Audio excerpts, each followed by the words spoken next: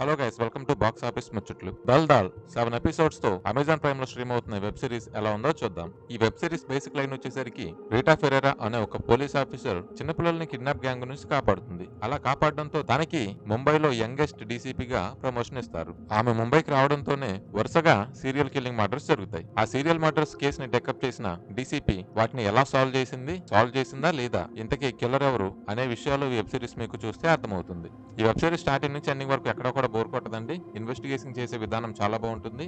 ఈ web series లో 7 episodes ఉంటాయి. అన్ని ఎపిసోడ్స్ కలిపిన 4 hours 15 minutes వరకు ఉంటుంది. ఈ వెబ్ సిరీస్ లో ఒక లవ్ స్టోరీ, అలాగే ఒక అమ్మకి అలాగే కూతురికి మధ్య ఉన్న బాండింగ్ ను చూపించడం జరుగుతుంది. అలాగే రీటా ఫెరేరా చిన్నప్పటి నుంచి ఎదుర్కొన్న సమస్యల్ని, తను అనుభవించిన బాధల్ని మధ్య మధ్యలో ఫ్లాష్ బిట్స్ లాగా ఫాస్ట్ గా యాడ్ చేస్తూ వెళ్తారు. ఆ సీన్స్ వచ్చినప్పుడల్లా ఎక్కడ కూడా డిస్టర్బెన్స్ అనేది ఉండదు. కథలో కలిసిపోయే విధంగా చూపించడం జరుగుతుంది. డైరెక్షన్ చూసుకున్నట్లయితే చాలా బాగుందండి. ఎక్కడ కూడా లాగ్ లేకుండా, అలాగే ఎక్కడ కూడా బోర్ కొట్టించే విధంగా గానీ, ఈ సీన్స్ అనవసరంగా పెట్టారు అనే విధంగా ఎక్కడ కూడా లేదండి. స్టార్టింగ్ నుంచి ఎండింగ్ వరకు కూడా చాలా ఎంగేజింగ్ గా వెళ్తుంది. అలాగే మంచి సస్పెన్స్ గా ఉంటుంది. కిల్లర్ ఎవరో మనకు స్టార్టింగ్ లోనే చూపించేస్తారు.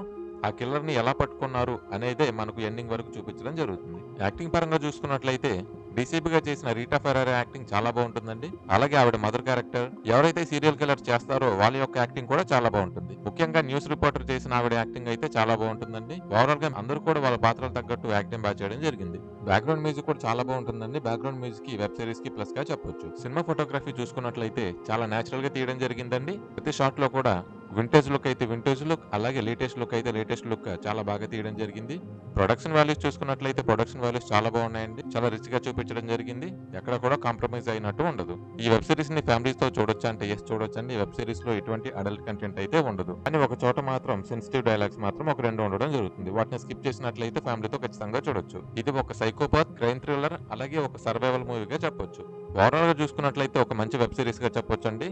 ఎవరికైతే సీరియల్ కిల్లింగ్ మూవీస్ ఎక్కువగా ఇష్టపడతారో, అలాగే ఒక మంచి క్రైమ్ థ్రిల్లర్ మూవీ చూద్దామనుకుంటే ఈ సినిమాని ఖచ్చితంగా ట్రై చేయండి. ఈ వెబ్ సిరీస్ కి నేను ఇచ్చే రేటింగ్ వచ్చేసరికి 3.5. ఇది నా పర్సనల్ ఒపీనియన్ మాత్రమేనండి. ఈ వీడియో కనుక మీకు నచ్చినట్లయితే లైక్ చేయండి.